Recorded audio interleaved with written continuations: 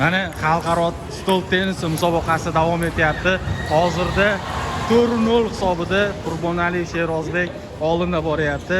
Bu sportchilar o'zining professionalliklarini namoyon qilgan holatda o'ynashyapti. Mana antiqa uslublarni qo'llagan edi, lekin afsuski Sherozbek Qurbonaliyev xatolik qilib qo'ydi va buning hisobida hisob 5-2 ni tashkil qilmoqda.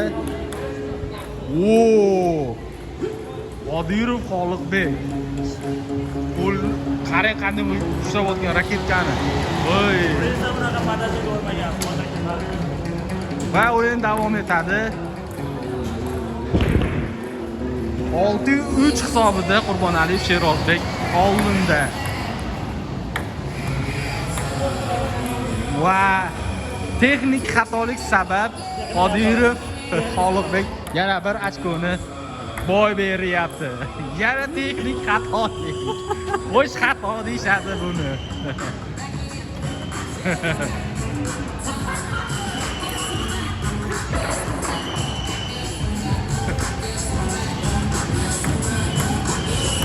Qodirov Xoliqbek o'zining faoliyatida juda ko'p xatoliklar qildi. Mag'lubiyatlarni qabul qilib olgan. U stol tennisiga kung-funi olib kirmoqchi.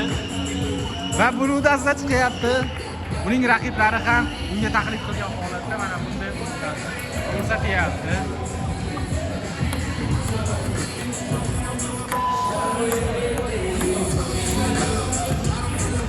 Juda chiroyli ochko qo'lga kiritildi.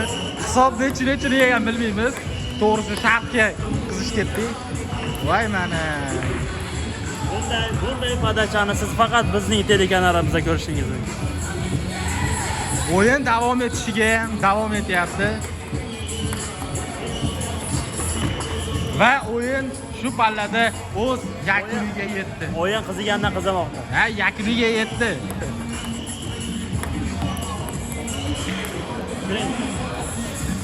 Mag'lubiyat egasi.